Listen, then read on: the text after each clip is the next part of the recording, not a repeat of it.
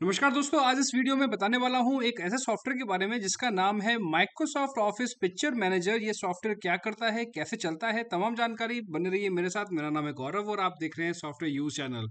तो दोस्तों, ये जो सॉफ्टवेयर है बेसिकली वो है मल्टीपल टास्किंग, यानी कि फोटो को एडिट करने के लिए, ना कि ज़्यादा स्तर पर, लेकिन छोटे मोटे जो एडिटिंग होती है वो काफ़ी अच्छे से ये सॉफ्टवेयर कर देता है।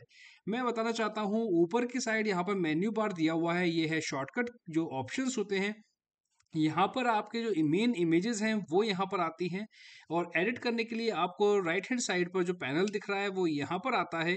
पिक्चर को जूम और जूम इन करने के लिए, आउट करने के लिए पूरा ऑप्शन यहाँ पे नीचे बार दिया हुआ है। तो मैं चाहता हूँ आपको एक एक करके चीज़ समझ लो। तो यहाँ पर आप जैसे आप एडिट करोगे तो आपको यहाँ पर पिक्चर तो दिख रही है, साथ साथ यहाँ पर आप रोटेट कर सकते हो। यहाँ पर कितने परसेंटेज पे आपको जूम करना है वो यहाँ मिल जाता है। कट कॉपी पेस्ट डिलीट करना है, सेव करना है, सेव एज करना है, यानी कि इसी फाइल को दूसरे नाम से सेव करना है, वो भी यहाँ मिल जाता है। इवन आप प्रिंट भी ले सकते हैं। दूसरा ऑप्शन है, यहाँ पर आपको मल्टीपल ऑप्शंस मिल रहे हैं एक ही इमेज, यानी कि उसी इमेज के अदर जो फोल्डर्स में इमेजेस हैं उनको भी आप यहाँ पर आसानी से देख सकते हैं। चलो, अब मैं बताने वाला हूँ एडिट करने का तरीका। जैसे ही मैं यहाँ पर अब जाओगे और यहाँ पर मिलेगा आपको एडिट का ऑप्शन, पिक्चर एडिट। जैसे ही पिक्चर एडिट करोगे तो यहाँ पर आप कंप्रेस कर सकते हो इसी फाइल को, कम रेशो पे रिसाइज कर सकते हो अपने डेडिकेटेड, यानी कि दिए गए पिक्सल के अकॉर्डिंग, परसेंटेज के अकॉर्डिंग। तो यहाँ पर आप देखिए किस प्रकार से मैं यहाँ पर चेंज कर रहा हूँ। इसे मैंने 100% से चेंज कर दिया है, और आप यहाँ देखेंगे किस प्रकार से नीचे जो न्यू साइज लिखी आ रही है पिक्सल की वो भी दिख रही है यहाँ पर। तो जो मेरी नई इमेज बनेगी, सेव करूंगा तो वो बनेगी यहाँ पर नए पिक्सल के आधार पर।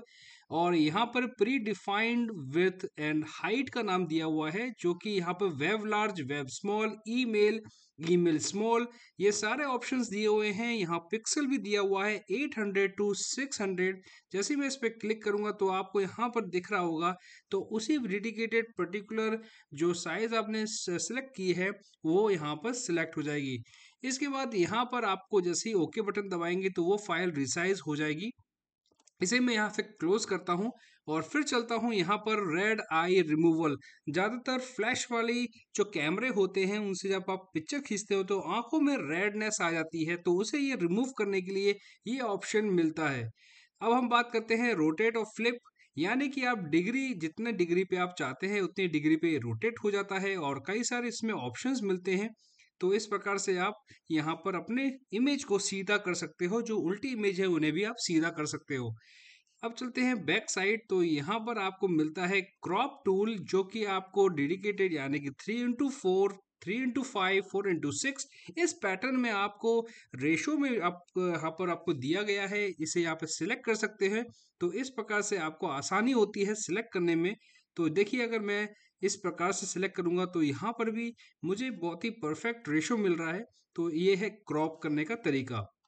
तो अब मैं बताना चाहता हूँ नेक्स्ट वाला जो टास्क है वो दिया गया है कलर, यानी कि कितना अमाउंट आपका जो कलर है पिक्चर में ऐड करना है। जैसे कि मैं आपको बताना चाहता हूँ, देखिए कितना यहाँ पर ये जो कलर है सही नहीं आ रहा है, तो आपको जहाँ पर आपको ऑप्शन मिलता है रेशो, यानी कि 1/1 अप एंड डाउन, यानी कि पर्टिकुलर एक्यूरेट नंबर लाने के लिए यहाँ पर भी आप अपने कलर को बैलेंस कर सकते हो तरीके से। अगर काफ़ी कलर चेंज हैं तो यहाँ पर भी आप अपने कलर को, यानी कि जो कलर हैं, डल कलर हैं, उनके भी आप कलर दे सकते हो।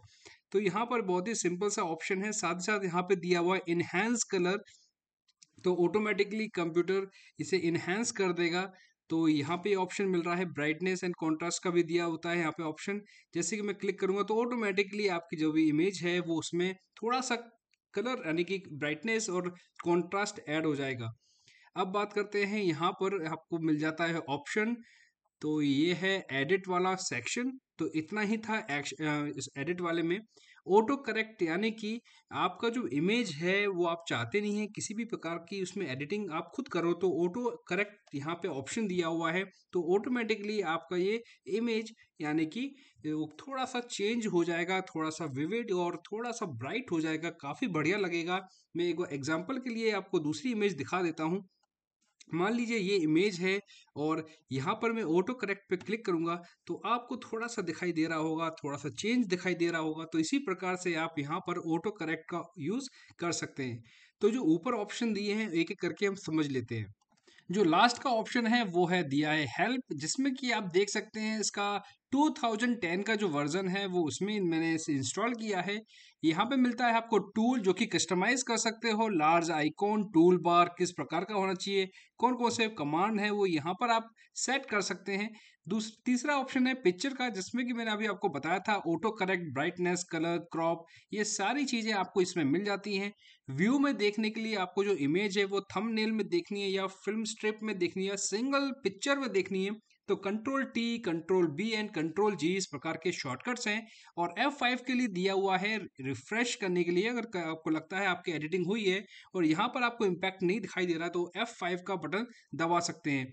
इसके बाद है उंडो, यानी कि एडिट वाले ऑप्शन में आपको कई सारे शॉर्टकट्स दिख रहे हैं जो कि बहुत ही इंपॉर्टेंट है कॉपी कट पेस्ट के लिए। तो ये ऑप्शन काफ़ी हेल्पफुल है। जो पहला ऑप्शन है वो मैं आपको लास्ट में बता देता हूँ, ये है फाइल ऑप्शन, जिसमें कि आप लोड ले सकते हैं इस ऐसी इमेजेस का, फोल्डर का सेव कर सकते हैं। जो आपने इमेज एडिट की है उसे सेव कर दीजिए किसी नए नाम से।